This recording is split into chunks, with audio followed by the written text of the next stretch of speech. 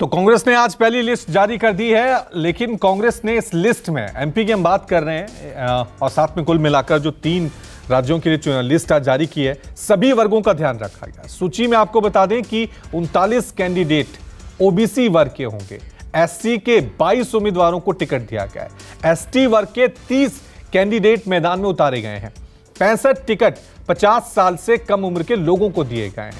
कांग्रेस ने 19 महिलाओं को भी इस लिस्ट में जगह दी है, अपना प्रत्याशी बनाया है। 6 अल्पसंख्यक वर्ग के नेताओं को टिकट दिया गया है, 5 जैन, 1 मुस्लिम को भी टिकट दिया गया है।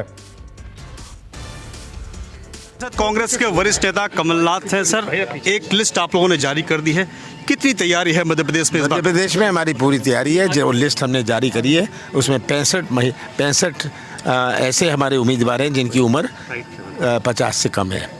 19 महिलाएं हैं, जो हमने कहा था हमने किया है। लेकिन बीजेपी फिर अभी दावा कर रही है कि वो इस बार भी दोहराई सरकार में आएगी। उन बेचारों के पास बचा क्या है?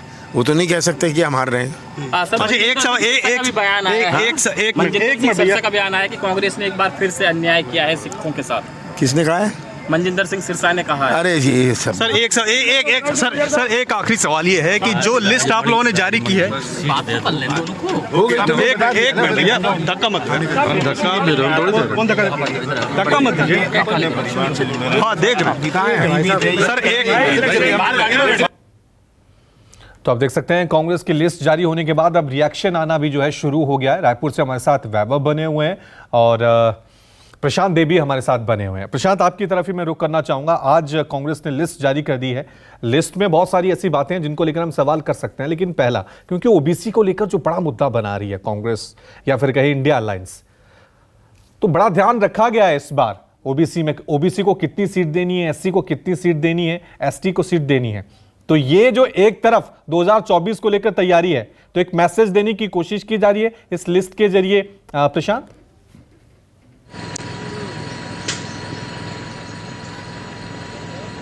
देखिए, बिल्कुल कांग्रेस का कहना, अभी थोड़ी देर पहले कांग्रेस के वरिष्ठ नेता कमलनाथ जी से हमने मुलाकात की, उनसे बात भी की, तो उनका साफ कहना है कि पूरी तैयारी इस बार है। और जिस तरीके से विधानसभा चुनाव है, सबको ये लगता है कि विधानसभा चुनाव का असर लोकसभा चुनाव पे पड़ेगा, ये लोग या फिर डालने की कोशिश कर रहे हैं। तो खूब यहाँ पे उनके घर पे भी गहमागहमी थी, अंदर अभी भी मीटिंग का दौर चल रहा है। तमाम लोग जो है यहाँ पे अपने अपने कैंडिडेट के लिए और टिकट के लिए इनके घर पे पहुंच रहे हैं।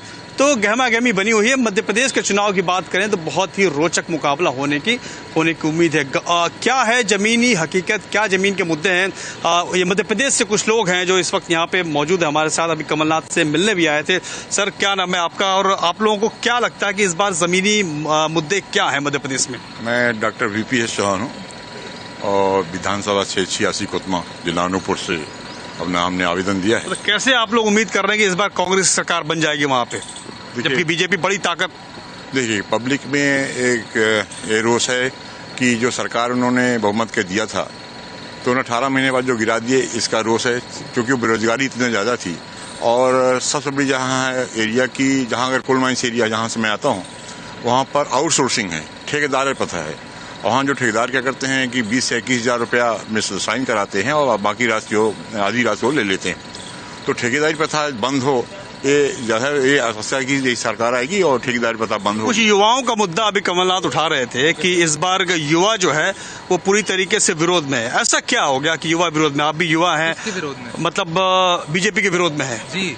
एक्चुअली जो कि अमित शाह जी ने BCCI सेक्रेटरी चीफ बनाया, उनके बेटे को बिना पढ़ाई लिखाई करवाए, और बहुत सारे ऐसे मुद्दे हैं जैसे बीजेपी ने मणिपुर के केसेस में ज्यादा ध्यान नहीं दिया है, और वहां पर जो अभी हमारे SI के पेपर और बाकी मध्य प्रदेश का मुद्दा स्थानीय क्या है? मध्य प्रदेश का मुद्दा मेन है महंगाई, बेरोजगारी। ये सारी चीजें वहाँ पर बहुत ज्यादा मात्रा में देखी जा रही है। बच्चों को समझ में नहीं आ रहा है कि वो पढ़ाई करने के बाद 12वीं के बाद कॉलेज में कैसे प्रवेश करें, या फिर कॉलेज में अगर प्रवेश करके पढ़ाई लिखाई भी कर लेते हैं तो नौकरी कैसे पाए। तो ये बहुत बड़ी कुछ चीजें हैं, और बाकी महंगाई तो सबसे ज्यादा स्तर पर है। भ्रष्टाचार मुद्दा भी बहुत ज्यादा है। भ्रष्टाचार जो 50% बिल्कुल सही है, क्योंकि मैं तो जनपद CEO रहा हूँ और 1993 में रहा जब कांग्रेस सरकार थी, जब 33 पंचायती राज था, जब पंचायतों के इतने अधिकार थे। आज पंचायतों के जनपद के जिला पंचायत ठीक है प्रशांत, वहाँ पर जो